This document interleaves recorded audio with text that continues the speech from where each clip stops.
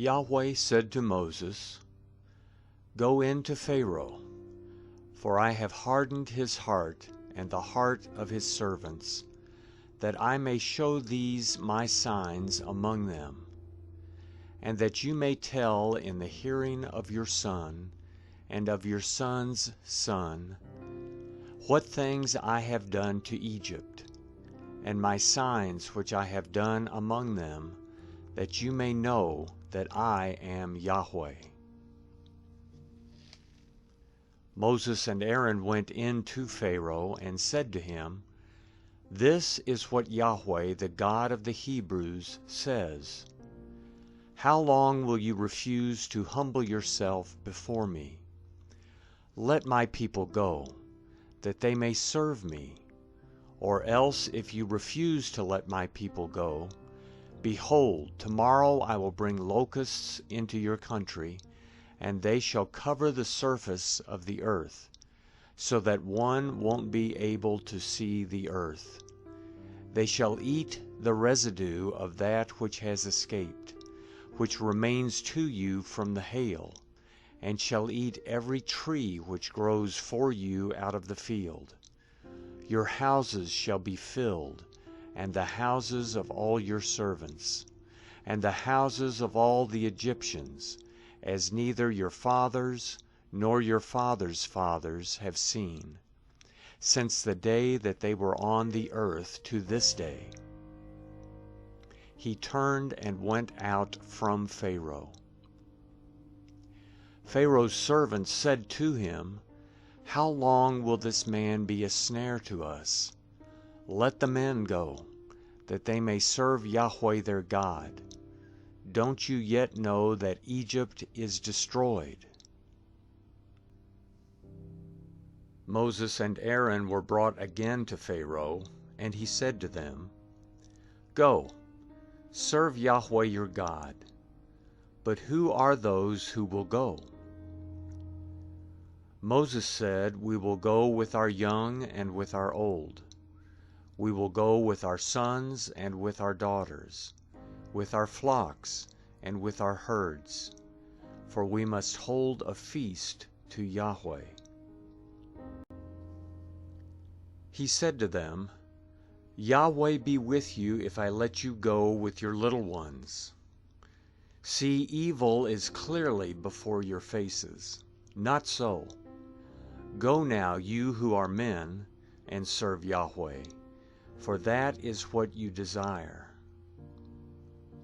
Then they were driven out from Pharaoh's presence.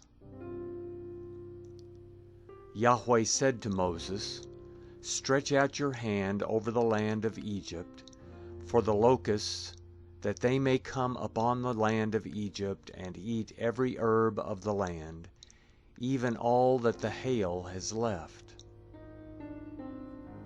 Moses stretched out his rod over the land of Egypt, and Yahweh brought an east wind on the land all that day and all night. And when it was morning, the east wind brought the locusts. The locusts went up over all the land of Egypt, and rested in all the borders of Egypt. They were very grievous. Before them there were no such locusts as they, nor will there ever be again.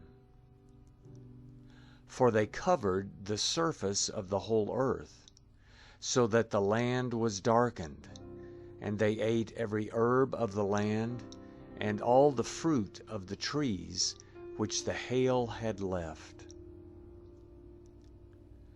There remained nothing green, either tree or herb of the field, through all the land of Egypt.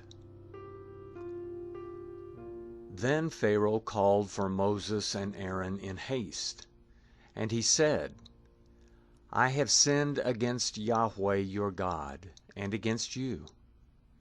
Now therefore please forgive my sin again, and pray to Yahweh your God, that he may also take away from me this death. Moses went out from Pharaoh and prayed to Yahweh. Yahweh sent an exceedingly strong west wind, which took up the locusts and drove them into the Red Sea. There remained not one locust in all the borders of Egypt. But Yahweh hardened Pharaoh's heart, and he didn't let the children of Israel go.